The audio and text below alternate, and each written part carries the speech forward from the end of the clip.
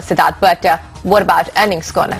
Well, very important earnings. Cognizant, in fact, came out with its second quarter results today, and they did not disappoint. The dollar revenue of the company also beat expectations, rising 7%.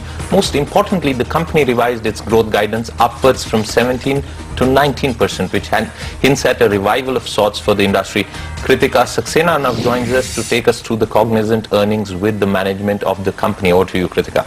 Thank you so much for that, Siddharth. And Chandra, thanks for joining us on CNBCTV18. And just taking from the point that Siddharth was making, the guidance has been significant. The guidance revisal, rather, has been significant. Where really is the confidence coming from, where you actually hiked it from 17% to 19%? And also, you did a tuck-in acquisition, which was SourceNet Solutions. Take us through what significance will that have? Around $10 million is what we picked up from the con call.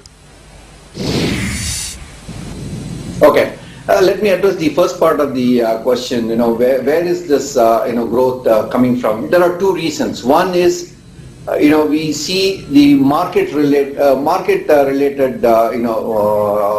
reasons for growth, and second is company specific investments that we are making, which is really generating demand for our services.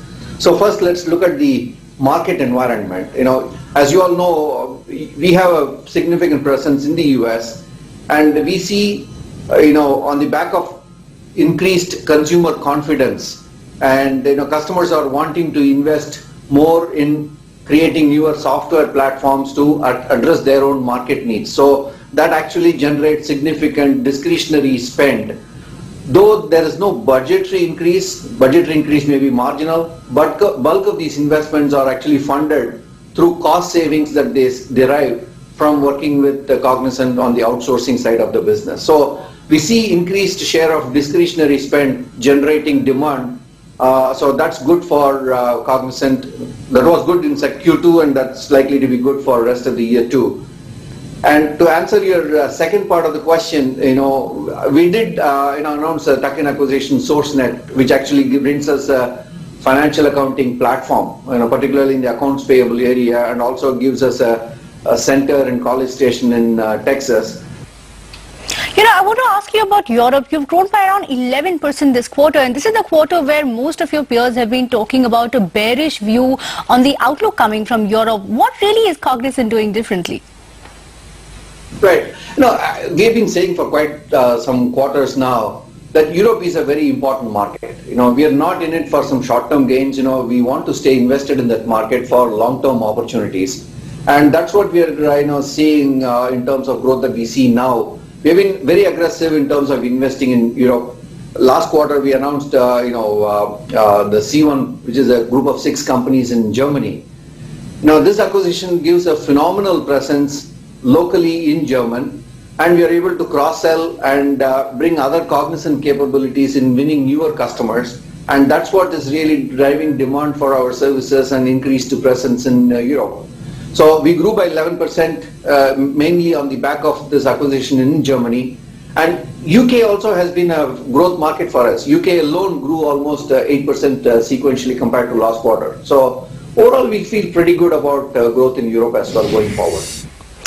A quick word on the immigration bill, or rather the proposed immigration bill. What really is Cognizant doing in order to prepare or mitigate the risk that could come in with the proposed immigration bill, if at all?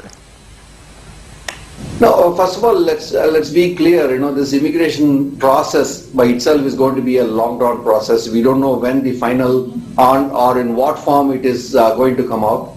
Some of the restrictive clauses that the Senate immigration reform bill had, it has it's going to have detrimental effect on our customers too. Fortunately, the House Judiciary Committee has passed a bill which is less restrictive. So we'll have to see how this debate is going to take shape, and what form the final reform bill will come through. But there are so many scenarios that we can evaluate, but it's too premature for us to really look at one scenario and then start preparing ourselves. So we'll have to wait and see how this immigration reform bill pans out. It's too early to make any plans. All right, thank you so much, Chandra, for speaking to us. So, Ilan, Siddharth, what's important to see is that not only is Cognizant bullish going forward, even in terms of the regulatory challenges that we've been talking about, they seem to be fairly confident, giving some kind of hope, hopefully, that IT sector will have some news to cheer. And in fact, Kritika, if you look at it, all the numbers from the IT pack so far have managed to impress this first quarter. Thanks so much for joining us. Well, more technology news when we come back, and it's